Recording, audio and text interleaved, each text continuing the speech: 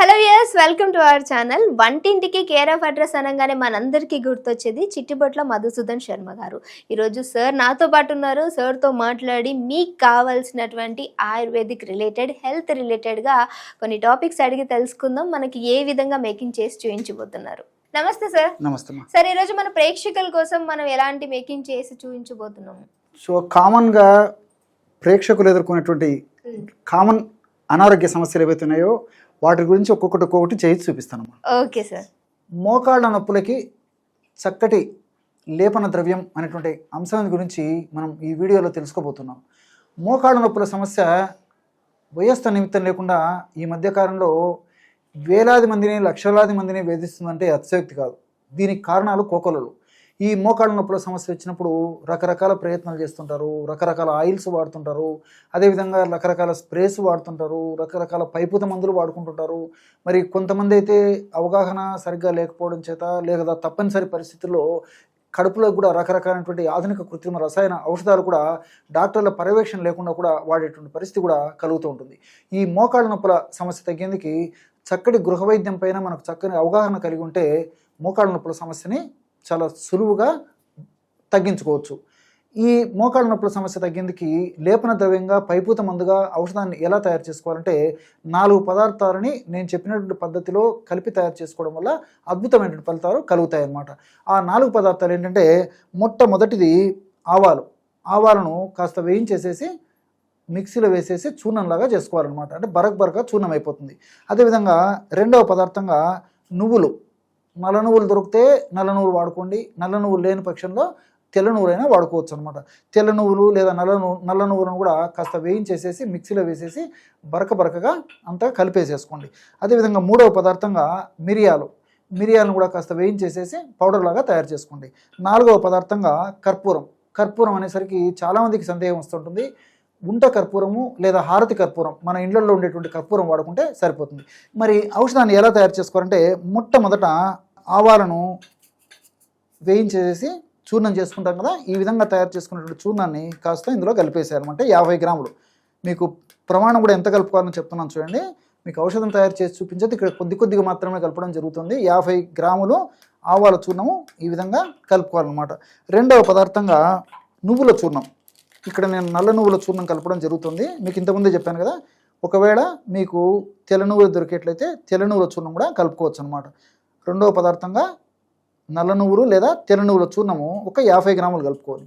ఔషధం తయారు చేసి చూపించేందుకు కొద్దిగా మాత్రమే కలపడం జరుగుతుంది. మూడవ పదార్థంగా మిరియాల చూర్ణాన్ని కూడా ఒక 50 గ్రాములు కలుపుకోవాలి. చివరగా నాలుగవ పదార్థంగా కర్పూరాన్ని జస్ట్ అలాగా నలిచేసేసరికి పౌడర్ లాగా అయిపోతుంది అనమాట. ఇది కూడా ఒక 50 గ్రాముల ప్రమాణం కలుపుకోవాలి.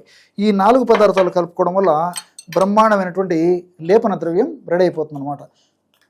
ఆవాలు, అదేవిధంగా నువ్వులు, మిరియాలు, కర్పూరం, ఈ 4 పదార్థాలు నేను చెప్పినటువంటి పద్ధతిలో ఒక్కొక్కటి 50 గ్రాముల చొప్పున తీసుకొని అన్నిటిని బాగా కలపడం వల్ల ఈ విధంగా బ్రహ్మాండమైనటువంటి లేపన ద్రవ్యం కేవలము ఒక అర నిమిషం లేదా 1 నిమిషం లోపే తయారైపోతుంది అనమాట. చూడండి, బ్రహ్మాండమైనటువంటి లేపన ద్రవ్యం తయారైపోయింది. ఈ విధంగా తయారు చేసుకున్నటువంటి లేపన ద్రవ్యాన్ని ఒక గాజు సీసాలో నిల్వ ఉంచుకొని రోజు ఒక్కసారి తగినంత, మీకు సమస్య ఎక్కువగా ఉండి మరి 2 మోకాళ్ళ నొప్పులకి సమస్య ఉన్నట్లయితే ఎక్కువ తీసుకోవచ్చు.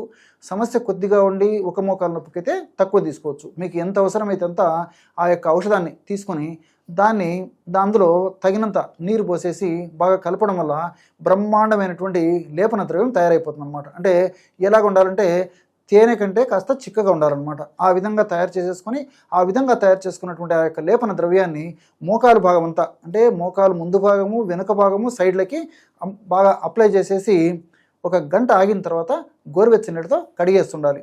లేకపోతే ఆ విధంగా అప్లై చేసేసి ఒక రాత్రిపూట అప్లై చేసి ఉదయం పూట కడిగేసినా సరిపోతుంటే కట్టేసేసి. అంటే మీకు ఎలా వీలైతే అలాగా ఈ యొక్క ఔషధాన్ని ఈ పద్ధతిలో వాడుకోవడం వల్ల చాలా సమర్థవంతంగా, అద్భుతంగా, శీఘ్రంగా ఈ యొక్క ఔషధం పనిచేసి మోకాళ్ళ నొప్పులు చాలా త్వరగా తగ్గేందుకు చాలా చక్కగా ఈ యొక్క ఔషధం సహకరిస్తుంది. ఆధునికంగా మనం ఆలోచన చేసినప్పటికీ ఆవాల్లో ఉన్నటువంటి ఈ మెరిస్టిసిన్ను, ఆవాల్లో ఉన్నటువంటి సినిగ్రిన్ను, మైరోసిన్ ఇలాంటి అనేక రకాలైన రసాయన పదార్థాలు ప్రత్యక్షంగా పరోక్షంగా ఈ యొక్క నొప్పిని తగ్గేందుకు చాలా చక్కగా ఉపయోగపడతాయి. అంతేకాకుండా ఈ నువ్వుల్లో ఉన్నటువంటి లిగ్నాన్స్ అనేటువంటి రసాయన పదార్థాలు, మిరియాలు అనేటువంటి పెప్పరిన్ అనేటువంటి రసాయన పదార్థము, కర్పూరంలో ఉన్నటువంటి క్యాంఫరాల్ అనేటువంటి రసాయన పదార్థం, ఇవన్నీ కూడా ప్రత్యక్షంగా పరోక్షంగా మోకాళ్ళ భాగంలో వచ్చేటువంటి నొప్పి, పోటు, సలుపు, బాధ, అసౌకర్యము ఇవన్నీ తగ్గేందుకు కూడా చాలా చక్కగా ఉపయోగపడతాయి. మరి ఈ యొక్క ఔషధాన్ని నేను చెప్పినటువంటి పద్ధతిలో వాడుకోవడం వల్ల చాలా సమర్థవంతమైన ఫలితాలు కలుగుతాయి. Thank you so much sir, చాలా మంచి ఇన్ఫర్మేషన్ జనాలకి యూజ్ అయ్యేటటువంటిది. సో మరి చూసారు కదా, మీకు ఎలా అనిపించింది? ఒకవేళ మీకు ఈ రెమెడీ యూజ్ అవుతుంది అనుకుంటే డెఫినెట్గా ట్రై చేయండి. ట్రై చేసిన తర్వాత మీ వాల్యుబుల్ కామెంట్ అనేది కామెంట్ చేయడం మర్చిపోకండి. ఇఫ్ ఇన్ కేస్ మీకు ఏమైనా సమస్యలు ఉన్నా, మీకు సార్ని అడిగి ఎలా చేయాలి ఏంటి అని అడిగినా సరే మేము డెఫినెట్గా సార్తో డిస్కస్ చేసి ఆ వీడియో చేయడానికి కూడా తప్పకుండా ట్రై చేస్తాం. ఇంకో వీడియోతో మళ్ళీ కలుస్తాం. చూస్తూనే ఉండండి అవర్ ఛానల్.